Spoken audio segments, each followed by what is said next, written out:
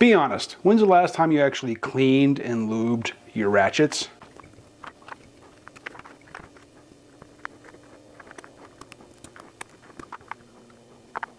Quick rule of thumb, if it's sealed with an O-ring, use grease. If there are no O-rings, use oil.